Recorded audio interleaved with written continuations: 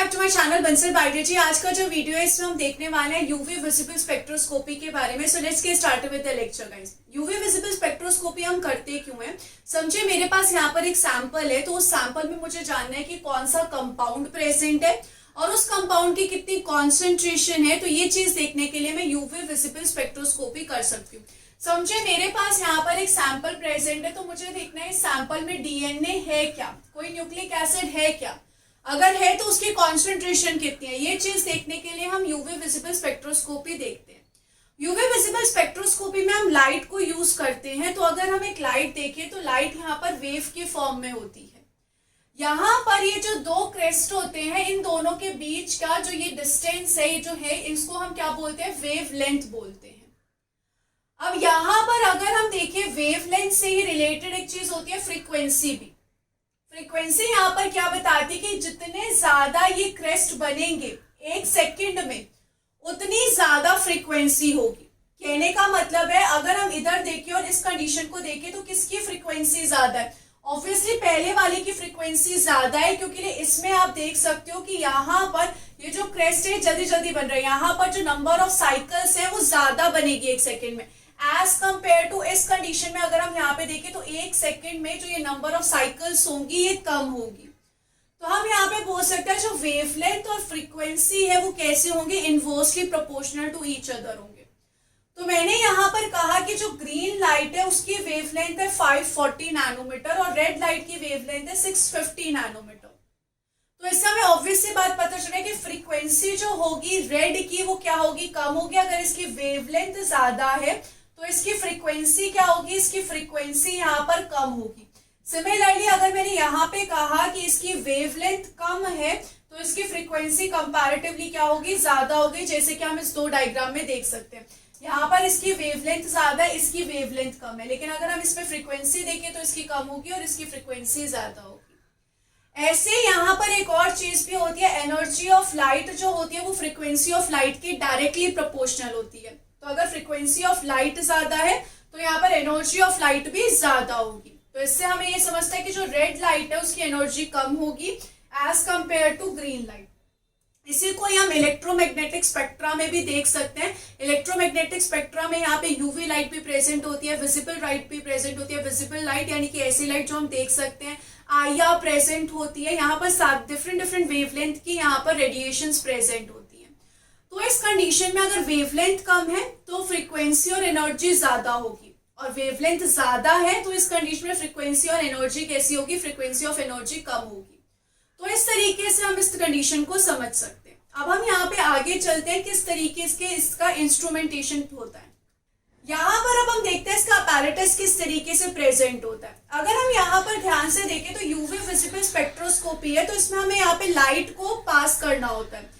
तो इसके लिए हमें एक लाइट सोर्स चाहिए, लेकिन लाइट सोर्स में हमें यूवी लाइट भी चाहिए और विजिबल लाइट भी चाहिए। तो इसके लिए हम यहाँ पे 2 लैंप लेते हैं, ताकि एक लैंप जो है वो विजिबल लाइट को पास कर सके और एक लाइट जो है वो यूवी लाइट को पास कर सके। दोनों की एक स्पेसिफिक वेवलेंथ होगी। एक बार यहाँ पर लाइट पास होती है, उसको हम एक डिफ्रैक्शन ग्राफ्टिंग से पास करते हैं। ये क्या होता है? ये बेसिकली एक प्रिज्म की तरह होता है जो कि लाइट को डिफरेंट वेवलेंथ्स में सेपरेट कर देगा। ओके, हमने पहले तो यहाँ पर एक व्हाइट सोर्स लाइट भेजी, लेकिन बाद में ये सारी वेवलेंथ्स को क्या कर देगा? सेपरेट कर देगा। और ये जो लाइट से फिर पास होगी स्लिट से। स्लिट अब यहाँ पे क्या करेगा? स्लिट अब एक स्पेसिफिक वेवलेंथ की ही लाइट को पास करेगा। ये यहाँ पर बाकी सारी लाइट्स को रोक देगा, वेवलेंथ ऑफ लाइट को रोक देगा, सिर्फ और सिर्फ एक स्पेसिफिक वेवलेंथ को यहाँ से पास होने देगा। अब यहाँ पर ये जो स्पेसिफिक वेवलेंथ की लाइट पास हो रही है, इसको हमें 2 उसमें हिस्सों में डिवाइड करना है। एक जो यहाँ पर लाइट होगी वो जाएगी सैंपल के पास, और दूसरा यहाँ पर जो वेवलेंथ होगी वो जाएगी रेफरेंस के पास। यहाँ पर रेफरेंस एक ऐसा सॉल्वेंट है जो कि बिल्कुल प्योर सॉल्वेंट है, यानी कि ये लाइट को एब्जॉर्ब नहीं करेगा, ये लाइट को ऐसा का ऐसा आगे भेज देगा। वहीं जो सैंपल है उसमें हमारा मॉलिक्यूल प्रेजेंट है जो कि स्पेसिफिक वेवलेंथ से लाइट को एब्जॉर्ब कर सकता है। यहाँ पर आई हमें क्या बताता है? यहाँ पर आई हमें बताता है इंटेंसिटी ऑफ लाइट की, कितनी इंटेंसिटी ऑफ लाइट यहाँ से पास हो रही है। अब प्योर सॉल्वेंट जो है वो ऐसी की ऐसी इंटेंसिटी की लाइट को पास कर देगा, क्योंकि ये तो बोल रहा है कि मैंने तो कुछ एब्सॉर्ब किया ही नहीं, तो ऐसा का ऐसा यहाँ पे पास हो जाएगा। भाई दूसरी तरफ सैंपल जो है वो कुछ लाइट को एब्जॉर्ब करेगा और फिर उसके बाद वो लाइट को पास कर देगा, तो कुछ इंटेंसिटी की लाइट को वो आगे पास कर देगा। उसके बाद यहां से हम दोनों की जो लाइट है वो डिटेक्टर पे ट्रांसफर करते हैं और डिटेक्टर यहाँ पर एक चार्ट के फॉर्म में हमें रिजल्ट दिखाता है।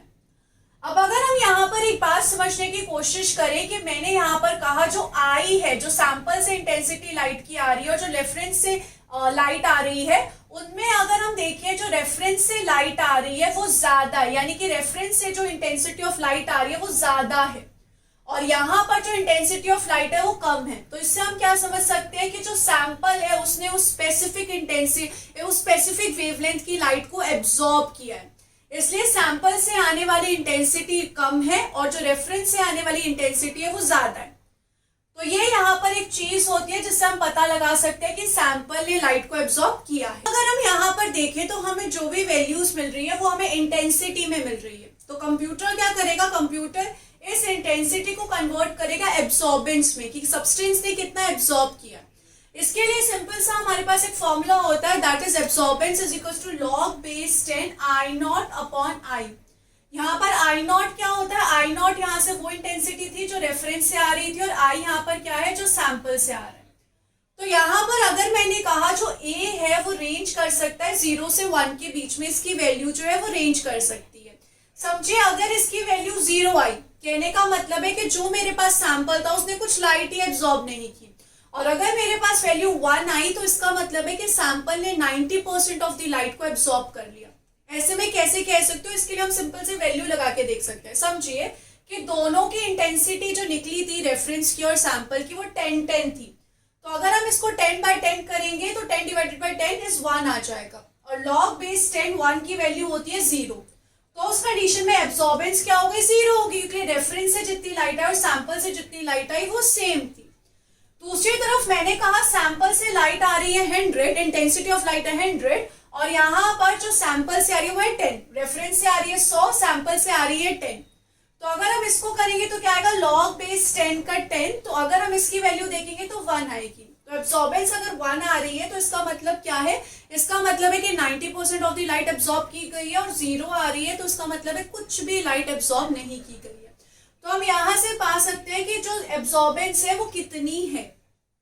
इसके हिसाब से अगर मैं यहाँ पे ग्राफ बनाऊं तो यहाँ पर मैं y एक्सिस पे लिख सकती हूँ एब्सॉर्बेंस और x एक्सिस पे लिख सकती हूँ मैं वेवलेंथ, कि भाई मैंने जब इतनी स्पेसिफिक वेवलेंथ को पास करके देखा था तो मुझे इतनी एब्सॉर्बेंस मिली थी।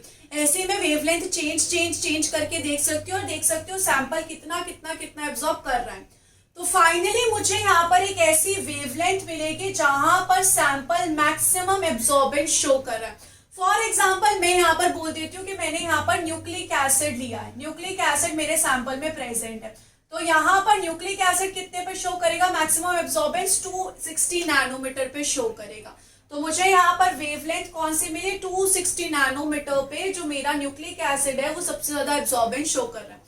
तो मैं बोल सकती हूँ कि हाँ मेरे सैंपल में क्या प्रेजेंट है, न्यूक्लिक एसिड प्रेजेंट है, इसलिए मुझे 260 नैनोमीटर पे सबसे ज्यादा एब्सॉर्बेंस देखने को मिल रही है। तो इससे हमने क्या फाइंड आउट कर लिया, इससे हम हमारा क्वालिटी फाइंड आउट कर सकते हैं कि सब्सटेंस कौन सा प्रेजेंट है। आफ्टर दैट अगर हम यहाँ पर देखें जो एब्सॉर्बेंस होती है ना, दो चीजों पे डिपेंडेंट होती है। एक कि कितना कॉन्सेंट्रेशन प्रेजेंट है। समझे यहाँ पर जो मैंने लिया था, समझो यहाँ पर मैंने क्यूवेट लिया था, यानी कि ग्लास का एक स्ट्रक्चर लिया था जिसके अंदर मैंने अपना सैंपल पुट किया था। अब यहाँ पर अगर इस सैंपल का कॉन्सेंट्रेशन ज्यादा होगा तो ज्यादा एब्सॉर्बेंस होगी, और सैंपल का कॉन्सेंट्रेशन अगर कम होगा तो कम एब्सॉर्बेंस होगी।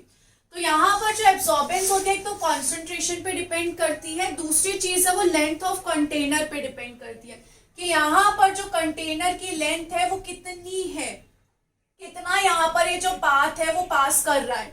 अगर यहाँ पर जो पाथ होगा, जो लेंथ होगा बड़ा होगा तो एब्सॉर्बेंस ज्यादा होगी, पाथ अगर छोटा होगा तो एब्सॉर्बेंस कम होगी। ऐसा क्योंकि अगर बड़ा सैंपल है ना, बड़ा यहाँ पे लेंथ है ना, तो उसमें लाइट जो है वो मॉलिक्यूल से ज्यादा अच्छे से इंटरेक्ट करेगी, ज्यादा एब्सॉर्बेंस होगा।